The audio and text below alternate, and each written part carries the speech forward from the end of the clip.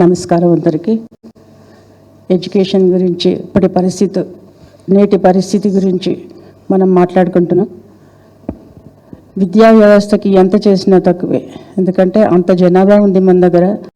ఎన్ని కోట్లు ఎంత బడ్జెట్ కేటాయించినా, నేను అనేకసార్లు కౌన్సిల్లో కూడా చెప్పాను, ఎంత బడ్జెట్ కేటాయించినా కూడా తక్కువే. సరే, సంతోషం. ముందుగా ఇంటర్మీడియట్ పాస్ అయిన పిల్లలకి, నిన్న ఎంసెట్లో ర్యాంక్ వచ్చిన పిల్లలకి శుభాకాంక్షలు తెలియజేస్తూ స్టేట్ గవర్నమెంట్ కొత్త స్కూల్స్, ఒకటి integrated young India integrated schools అని పెడతామని అనౌన్స్మెంట్ చేశారు. దానికి ప్రతి స్కూల్కి ఇంత ఖర్చు అవుతుందని చెప్తుంటే ఈ అంచనాలు చూస్తే చాలా భయం వేస్తుంది. Is it possible? అసలు పాసిబుల్ అవుతుందా? అసలు మంచి టీచర్ కావాలి, మంచి క్వాలిఫైడ్ పర్సన్ కావాలి, కమిటెడ్ టీచర్ కావాలి. కానీ రవీంద్రనాథ్ ఠాగూర్ గారి జయంతి మొన్ననే చేసుకున్నాం మనం. అక్కడైతే రవీంద్ర యూనివర్సిటీలో చెట్ల కిందనే టీచర్లు ఎన్నో ఏళ్ళు పాఠాలు చెప్పారు. స్టూడెంట్స్ను అంత గొప్ప గొప్ప జ్ఞానులు, గొప్ప గొప్ప ఏమంటారు స్కాలర్స్ అక్కడి నుంచి తయారైన ప్రపంచాని కోసం. ముందు స్కూల్స్లో రిక్రూట్మెంట్స్, మంచి టీచర్లు, వాళ్ళు క్వాలిఫైడ్ టీచర్లు, తర్వాత ఇన్ఫ్రాస్ట్రక్చర్ క్రియేట్ చేయాల్సిన అవసరం ఉంది. ఇప్పుడు పాత స్కూల్స్ అన్నీ ఏం చేస్తారు? అసలు ఎంత ఇన్ఫ్రాస్ట్రక్చర్ అంతా వేస్టే కదా. ఇప్పుడు అన్నిటికన్నా ముందు జిల్లా పరిషత్ స్కూల్స్ అన్ని అతి దైన్యమైన స్థితిలో ఉంది. నేను చాలాసార్లు కూడా విన్నవించుకున్న ప్రభుత్వానికి. మౌలిక వసతులు కూడా లేవు, కాంపౌండ్ వాల్స్ లేని స్కూల్స్, జిల్లా పరిషత్ స్కూల్స్ కూడా ఉన్నాయి. మరి ఈ స్కూల్స్ అన్నీ ఏం చేస్తారు? ఇవి కఠినవన్నీ ఉన్నాయి కదా. తర్వాత కస్తూర్బా స్కూల్స్ అంటే, రెసిడెన్షియల్ స్కూల్స్ అంటే, ఇవన్నీ ఏం చేస్తారు? ఒక స్కూల్ కట్టడానికి ఒక 180 crores అంటున్నారు. 80 కోట్లు పెట్టి ఒక బిల్డింగ్ కట్టడానికి ఎన్ని రోజులు పడుతుంది? అప్పటిదాకా ఈ పిల్లల గతి ఏంటి? మరి ఈ విద్యా వ్యవస్థ గురించి మాట్లాడండి. అప్పుడు కేసీఆర్ గారి ప్రభుత్వంలో మేము అందరం అందులో భాగస్వాములే. అప్పుడు దాదాపు ఫిబ్రవరి నుంచే రివ్యూ స్టార్ట్ అయ్యేది. మన మంత్రివర్యులు సబితా ఇంద్రారెడ్డి గారు విద్యామంత్రిగా మీ అందరికీ తెలుసు. అప్పుడు ఫిబ్రవరి నుంచి రివ్యూ, ప్రతి మండలానికి వెళ్ళి అక్కడ ఉన్న స్కూల్స్ని చూసి ఆ స్కూల్స్లో ఏమేమి వసతులు కావాలనేది ఆ మండల సంబంధించిన వాళ్ళందరితోనే మాట్లాడి అక్కడ ఇంప్రూవ్ కావడానికి, ఎందుకు ఇట్లా ఉన్నాయి, కాంపౌండ్ వాల్స్ కావాలి, రన్నింగ్ వాటర్ కావాలి, తర్వాత ఫుడ్ కావాలి, తర్వాత అక్కడ ఉన్న అదర్ ఇన్ఫ్రాస్ట్రక్చర్స్ ఎట్లా మనం క్రియేట్ చేసుకోగలము, అది ఎందుకు, దానికి కావాల్సిన బడ్జెట్ కేటాయించడం ఎందుకు ఇంకా ముందు కావడం లేదని వాళ్ళని పుష్ చేయడం. లిటరలీ అసలైతే ఇక్కడ ఒకసారి కేశవ మిడిల్ స్కూల్లో ఒక మీటింగ్ జరిగింది, ఎడ్యుకేషన్కి సంబంధించిన రివ్యూ మీటింగ్. అసలు ఎంత కోపంగా మంత్రి గారు, ఎడ్యుకేషన్ మంత్రి గారు అయితే చాలా పుష్ చేసినారంటే అధికారులను, నథింగ్ డూయింగ్, 15 daysలో ఇది డెడ్ లైన్, ఈ రోజులో మీరు కంప్లీట్ చేయాలి అని అలా పని చేయించుకునే వాళ్ళం. కానీ అట్లాంటి రివ్యూ మీటింగ్స్ ఏమీ అయినట్టయితే దాఖలాలు లేవు. ఎందుకంటే నేను కూడా ప్రోటోకాల్లో ఉన్నాను కదా, ఉంటే అట్లాంటి మీటింగ్స్ ఉంటే నన్ను కూడా పిలుస్తారు కదా.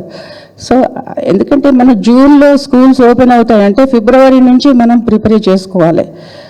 ఎగ్జామ్స్ అయిపోతాయి పిల్లలకి, మార్చిలో ఎగ్జామ్స్ అయితే 2 నెలల టైం ఉంటుంది. ఏదన్నా ఎక్కువ తక్కువ ఉండేది ఉంటే అవన్నీ మనం సవరించుకోవాలి. అట్లాంటి విషయాలన్నీ పోయి ఇప్పుడు 80 కోట్లతోనే ఒక బిల్డింగ్ కట్టాలంటే ఎన్ని రోజులు పడుతుంది? దీంట్లో ఇంటేక్ ఏంటి? అసలు పాత సిలబసే కంటిన్యూ అవుతుందా? విద్యలో మార్పులు ఏమైనా చేస్తారా? అట్లాగే అప్పటిదాకా ఈ పిల్లలు ఎక్కడ ఉండాలి? ఈ రెసిడెన్షియల్ స్కూల్స్ అన్నిటినీ కూడా ఒకే దగ్గర తీసుకొస్తే ఒక నియోజకవర్గంలో ఒక స్కూల్ అంటే మరి హాస్టల్ కూడా అందులో ఉంటుందా? మరి ఎక్కడైతే దూరం నుంచి, కొందరికి దగ్గర ఉండొచ్చు కావచ్చు స్కూల్, కానీ నియోజకవర్గం అన్నప్పుడు దూరం ఉన్న స్కూల్ పిల్లలు ఎట్లా రీచ్ అవుతారు స్కూల్కి? ఇవాళ చాలా చాలా ఆలోచించి అనౌన్స్మెంట్ చేయాల్సిన అవసరం ఉంది. ఎస్, విద్యా వ్యవస్థకి ఎంత చేసినా తక్కువే. ఎందుకంటే అసలు మనిషిగా చేసేది చదువు లేకపోయిన తర్వాత వింత పశుపే కదా. మేమెవ్వరము కూడా దానికి వ్యతిరేకం కాదు, మీరు ఎంత చేస్తే అంత మంచిది విద్యా వ్యవస్థకి. కానీ పాత వాటిని ఏం చేస్తారు అనేది సంగతి తెలియాలి.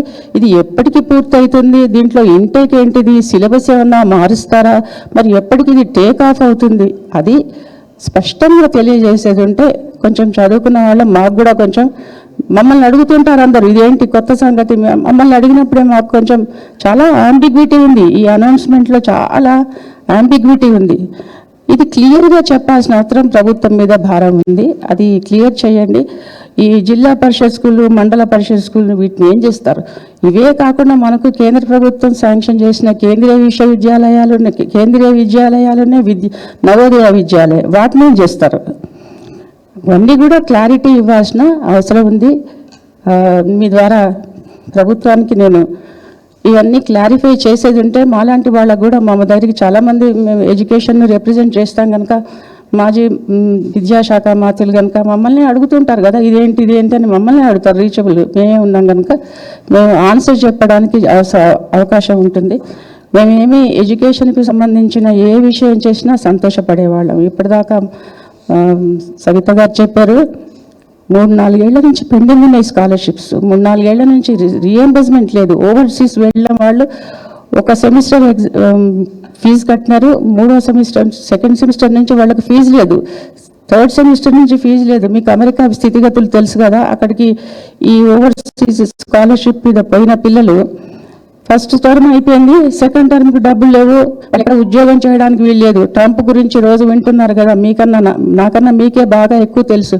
అక్కడ స్టూడెంట్ వీసా మీద పోయిన పిల్లలు ఎక్కడ చిన్న జాబ్ చేయడానికి వీల్లేదు. జాబ్ చేసేది వాళ్ళని రెస్ట్రిక్ట్ ఇచ్చేస్తారు, కాలేజీ నుంచి తీసేస్తారు వాళ్ళని.